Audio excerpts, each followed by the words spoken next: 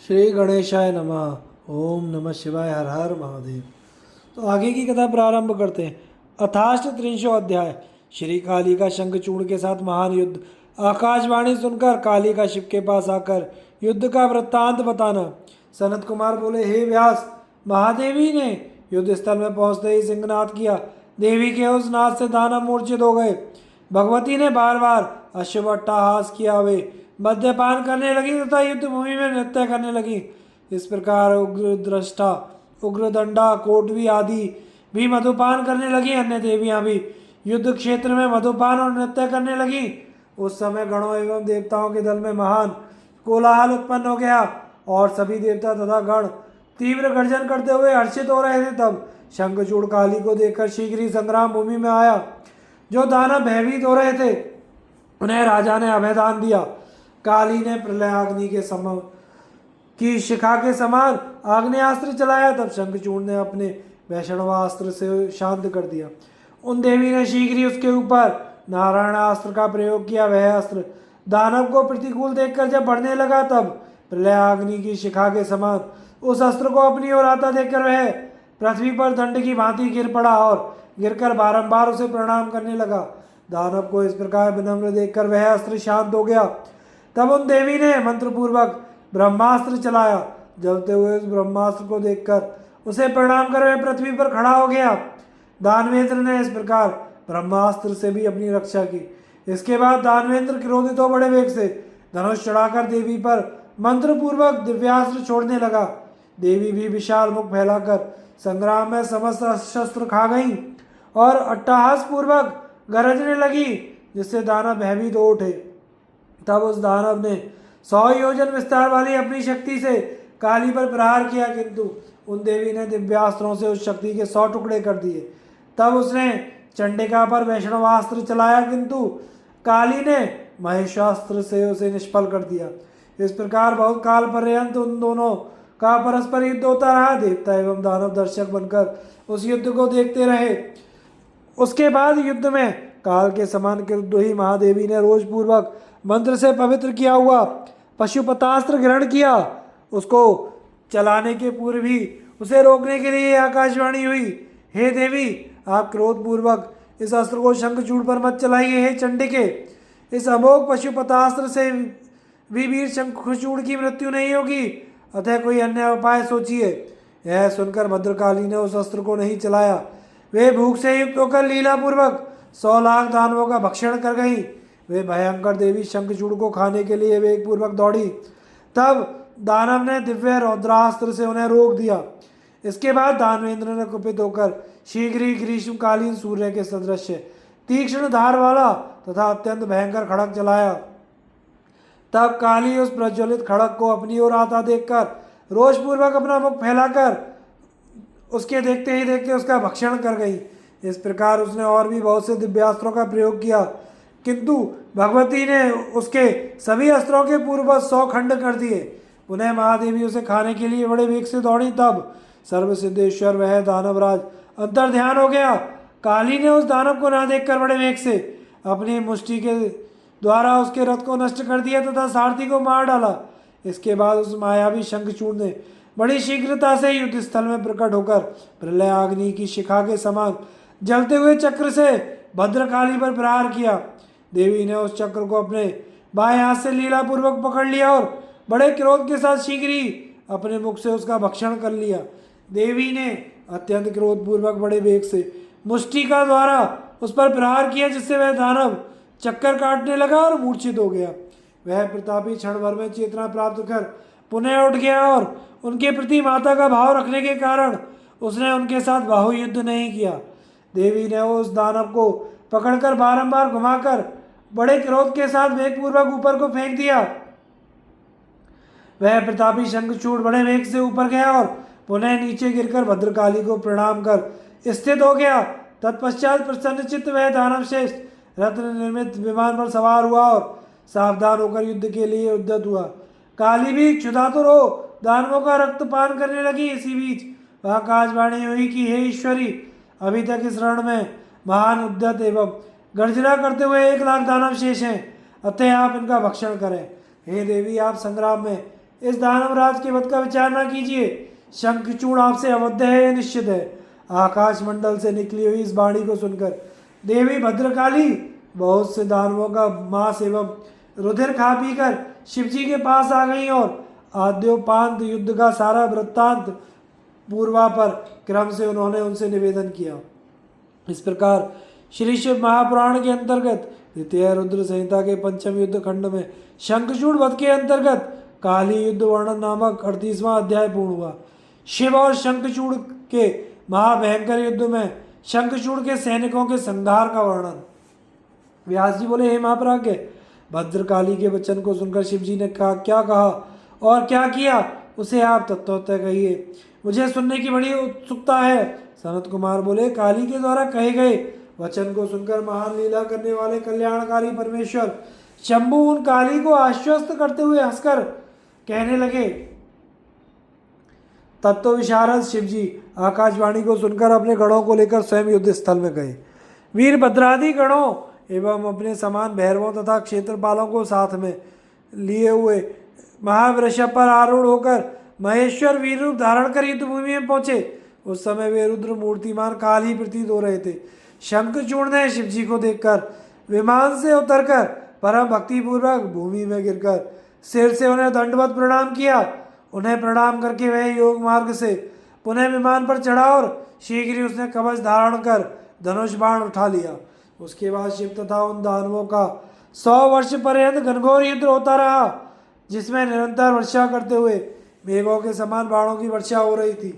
महावीर शंखचूड़ शिवजी पर दारुण बाण छोड़ रहा था, किंतु शंकर जी अपने बाणों से उन्हें छिन्न भिन्न कर देते थे।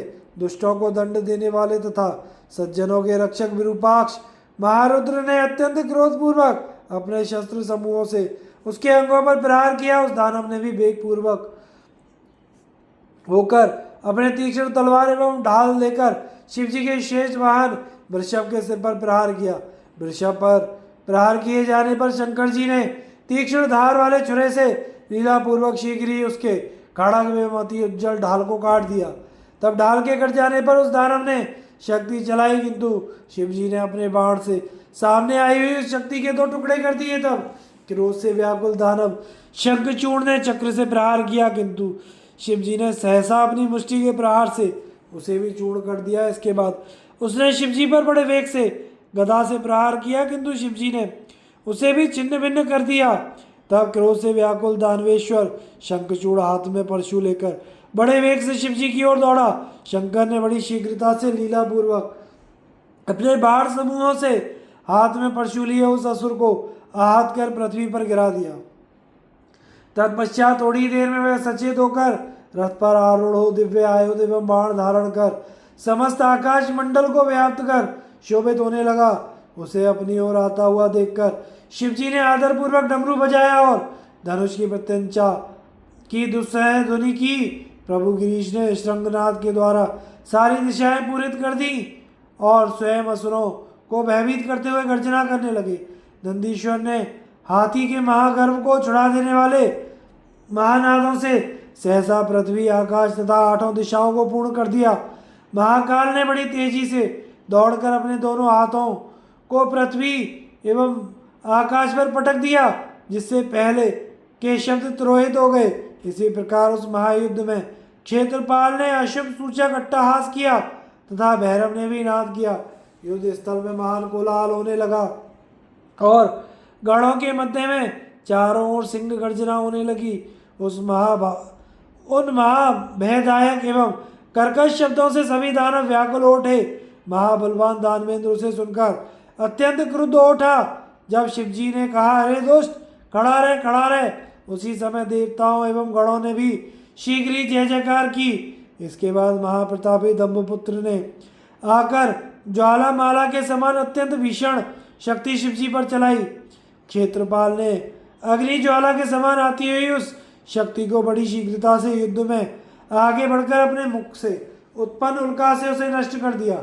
उसके अनंतर पुनः शिवजी एवं दानव का महाभयंकर युद्ध होने लगा, जिससे पर्वत, समुद्र एवं जलाशयों के सहित पृथ्वी एवं द्युलोक कंपित हो उठे। दंभपुत्र शंखचूड़ के द्वारा छोड़े गए सैकड़ों हजारों बाणों को शिवजी अपने उग्र बाणों से छिन्न भिन्न कर रहे थे तथा शिवजी के द्वारा छोड़े गए सैकड़ों हजारों बाणों का वह भी अपने उग्र बाणों से छिन्न भिन्न कर रहा था। तब शिवजी ने अत्यंत क्रोधित हो अपने त्रिशूल से दानव पर प्रहार किया। उसके प्रहार को सहने में असमर्थ वह मूर्छित होकर पृथ्वी पर गिर पड़ा। इसके बाद क्षण मात्र में ही चेतना प्राप्त कर वह असुर धनुष लेकर बाणों से शिवजी पर प्रहार करने लगा। उस प्रतापी दानवराज शंखचूड़ ने 10,000 भुजाओं का निर्माण कर 10,000 चक्रों से शंकर जी को ढक दिया। तदनंतर कठिन दुर्गति के नाश करता दुर्गापति शंकर जी ने कुपित होकर अपने श्रेष्ठ बाणों से शीघ्र ही उन चक्रों को काट दिया। तब बहुत सी सेना से घिरा हुआ वह दानव बड़े वेग से सहसा गदा उठाकर शंकर जी को मारने के लिए दौड़ा। दुष्टों के गर्भ को नष्ट करने वाले शिवजी ने क्रुद्ध होकर तीक्ष्ण धार वाली तलवार से शीघ्र ही उसकी गदा काट दी।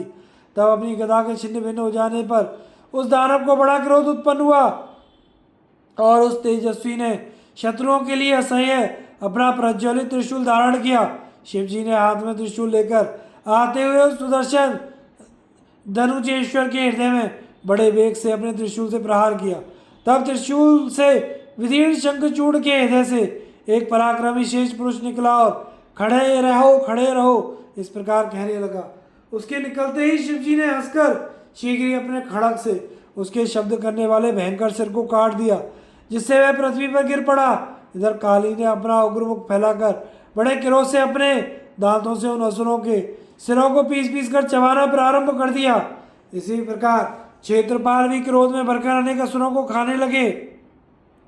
जो अन्य शेष बचे हुए भैरव के अस्त्र से छिन्न भिन्न होकर नष्ट हो गए।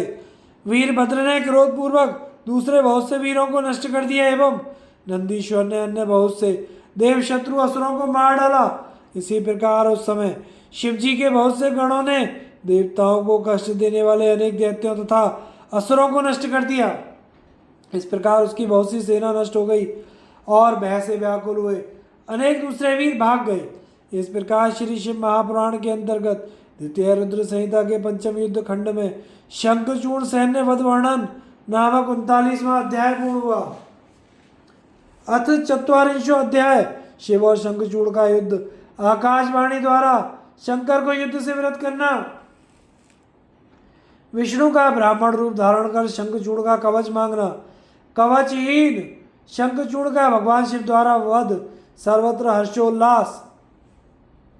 सनत कुमार बोले, हे व्यास, इसके बाद अपनी मुख्य बहुत सी सेनाओं को तथा प्राण के समान वीरों को नष्ट होते देख दानव अत्यधिक क्रुद्ध हुआ। उसने शंकर जी से कहा, मैं युद्ध भूमि में खड़ा हूँ और आप भी स्थिर हो जाइए। इनको मारने से क्या लाभ, मेरे सामने खड़े होकर युद्ध कीजिए हे मुने। इस प्रकार कहकर वह दानव युद्ध करने का निश्चय कर सन्नद्ध होकर युद्ध भूमि में शंकर जी के सम्मुख हो गया। वह दानव शिव जी पर दिव्य अस्त्र छोड़ने लगा। जैसे मेघ जलवृष्टि करता है उसी प्रकार वह बाणों की वर्षा करने लगा। उसने भय उत्पन्न करने वाले अनेक प्रकार की माया प्रकट की। उस अप्रकृत माया को समस्त देवता भी ना देख सके। उस माया को देखकर शिवजी ने सभी प्रकार की माया को नष्ट करने वाला महादिव्य माहेश्वर अस्त्र को लीला पूर्वक छोड़ा। उसके तेज से शीघ्र ही उस असुर की सारी माया तत्काल नष्ट हो गई और वे दिव्यास्त्र भी निस्तेज हो गए। उसके बाद महाबली महेश्वर ने युद्ध में उसका वध करने के लिए तेजस्वियों के लिए भी दुर्निर्वार त्रिशूल को सहसा धारण किया।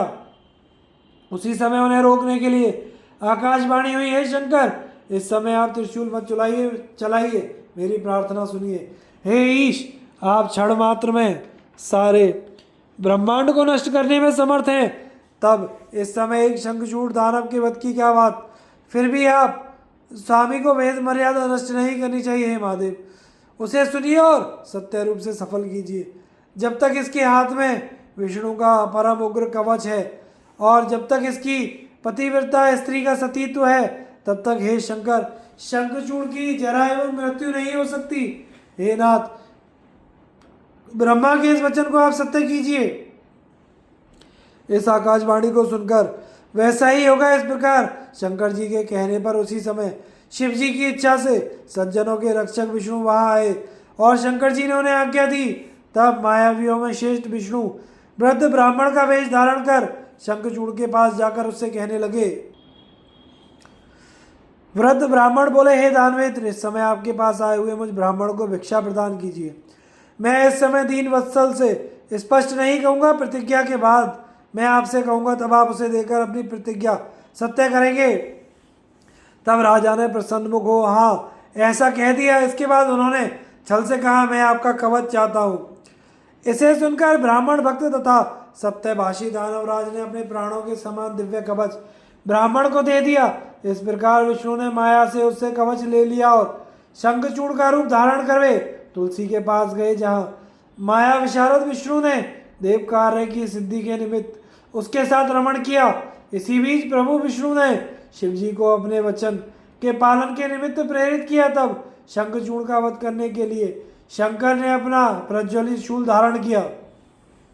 परात्मा शिव जी का वह विजय नामक त्रिशूल सभी दिशाओं तथा भूमि को प्रकाशित करता हुआ करोड़ों मध्याह्नकालीन सूर्य तथा प्रलयाग्नि की अग्नि शिखा के समान दुर्धर्ष दुर्निर्वार व्यर्थ ना जाने वाला, शत्रुओं को नष्ट करने वाला, तेजों का समूह, अत्यंत उग्र, सभी शस्त्रास्त्रों का नायक, सभी देवताओं तथा राक्षसों के लिए दुस्सह महाभयंकर था।